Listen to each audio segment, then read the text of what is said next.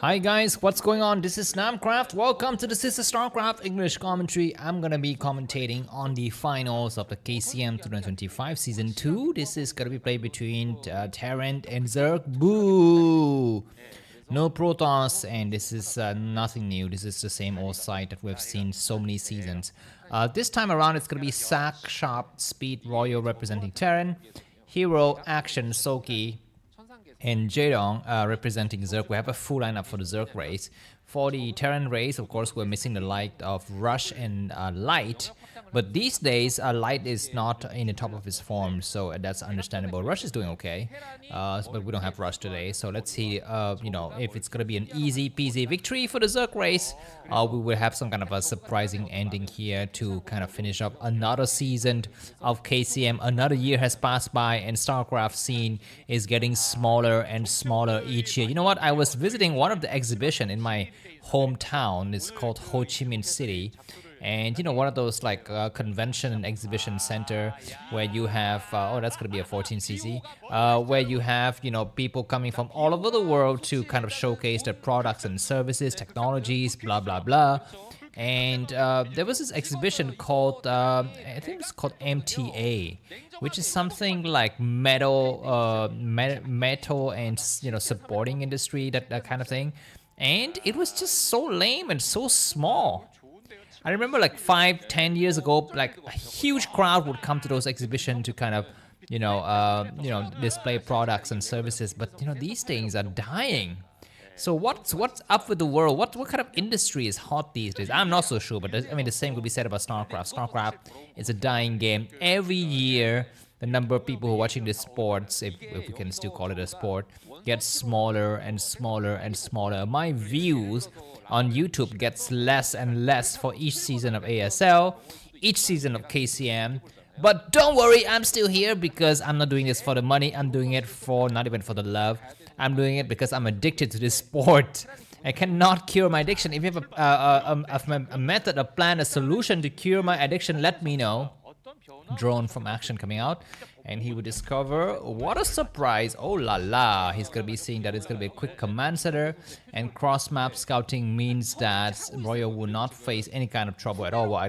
His opponent has gone for 12 hatch, and of course he's not gonna be able to actually apply any kind of pressure. And quickly coming up, there's nothing that Action can do. He could not take another hatchery somewhere on this map. It will be suicidal. Is it really suicidal? Can you still take another hatchery right after this? And because it's cross-map scouting, you can kind of try to hope that the enemy would not see it. For example, the SCV would come out and scout, and during this time, if you actually go and glitch in a small hatchery somewhere on this map, with the hope that it's not going to get discovered, is it possible? So that is excuse me, that is something that I've been always wondering. Anyways, if you're a Zerg player, let me know because I suck in Starcraft. As usual, let me just say some words for you to listen to, because I'm not really a fan of TvZ. So first of all, I'd like to thank the people who have supported me in the last 30 days. Here are their faces as well as their names. You can see them. Mr. C Goblin, first of all, thank you for your support. You've been here with me 9 months already. He's one of the YouTube subscriber supporter, which means he pays via YouTube, which is not something that I really like because YouTube takes like 40% of the cut. But it's easy, and you get a nice emoji when you type your comments, and basically that's it. Of course, you also get access to the early videos that I release, so that's the same as if you have bought me coffee via other methods, which is what these two gentlemen have done. First of all, Mr. Horge, or George, if you said in English, thank you for your support. Gracias, mon amigo. And finally, Mr. Daniel, the latest joiner to the Namkraft Fight Club. Thank you so much for your support in the last 30 days. And all of you have not bought me coffee in the last 30 days, but you bought me coffee before. I'd like to also thank you because you're all amazing. I remember you all. You are all equal in the eye of Namkraft, but some are more equal than others. The ones who paid me in the last 30 days are more equal than others. George Orwell, 1984. Zerg is gonna get chased by the Marine. He's looking for the Marines. The Marine's gonna try to come out, and good reaction from Action to pull it back. We're looking at a 5th minute mark of the game. There's going to be a spy. I really find that location of the spy really strange. Right next to the spawning pool. Why? Why don't you spread it out? you know, a little bit towards the left, for example. Anyways, yeah, he's gonna be able to make us 8 mutualists, right? 3 from the main, 3 from the expansion, and 2 from the third hatchery. Behind this, Royo is gonna be going for bio. Boring bio. I mean, 2025, you should be going for vultures. At least you need to be going for 1 vulture and then, you know, going to Valkyrie or something like that. Anyways, look like it is going to be a fake. Yeah, this is sometimes you know, something that a lot of Zerg players do, which is they fake the first round. It's going to be all drones. It's going to be all drones, and the next round it's going to be mutas.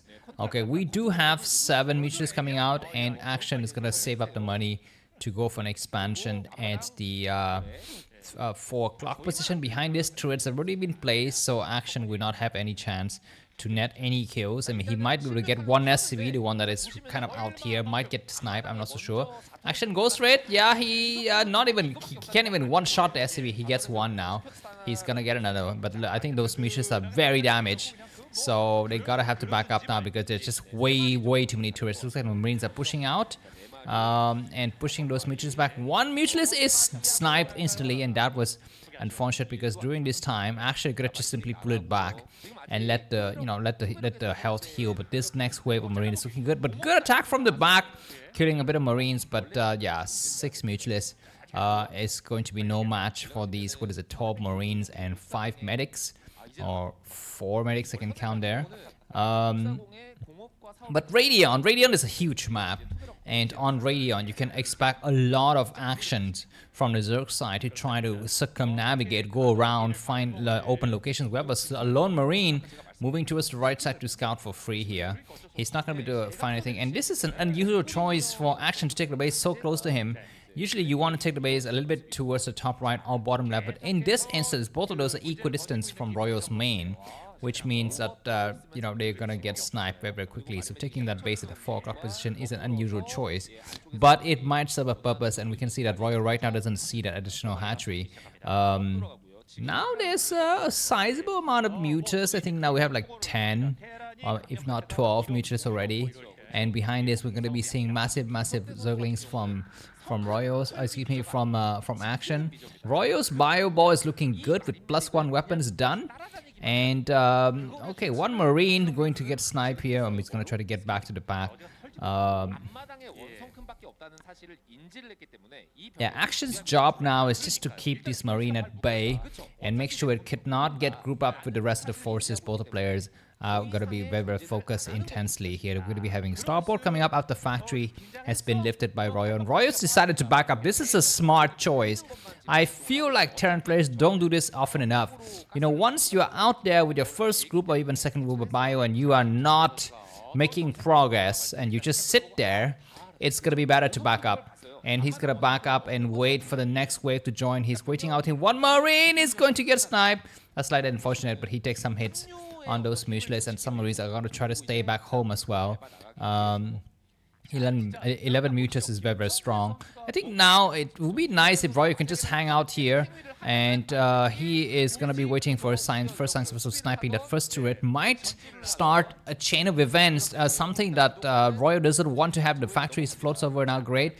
1 more turret's gonna fall, but Marines are within reach. No, that medic is not really supporting. It's kind of blocking the Marines' path. They need to actually get a little bit closer towards the enemy, and nice attack.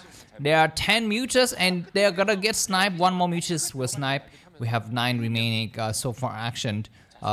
It's done some amount of damage, but I'm not gonna say that it was good enough to kind of justify this. Only single starport though, and good factory to kind of float and see the you know, where the mutualists are found located exactly, and good pullback from the left side. But now these mutualists have taken a lot of hits, so we're gonna have to back up here. +1 weapons done on the muta, so I think +1 on mutas and +1 on marine. Slow reaction from Action to pull the Zerglings back. +1 armor as well.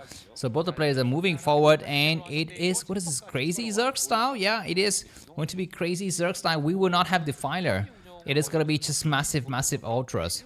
And these kind of closely knitted base, I think is alright for Action because his ultras can just kind of, you know, move back and forth very easily. And so we shall see how that is going to be playing out. Yeah, these ultras are upgrading fiercely together with the overvision chamber. The first science was out. I feel like this science was timing is kind of very late. It could have been a lot sooner. Anyways, yeah, +1 carapace on those ultras. It's gonna be more upgrades and single starport only with I think the second starport just started,